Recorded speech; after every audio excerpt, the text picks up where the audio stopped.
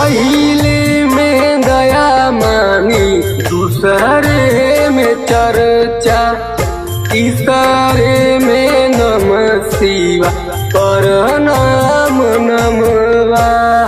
बीजवा करेला पूजनवा, गीता शिव गुरु के गाय। शिव के बनल गुरु भैया, जिंदगी सफल हो जाए।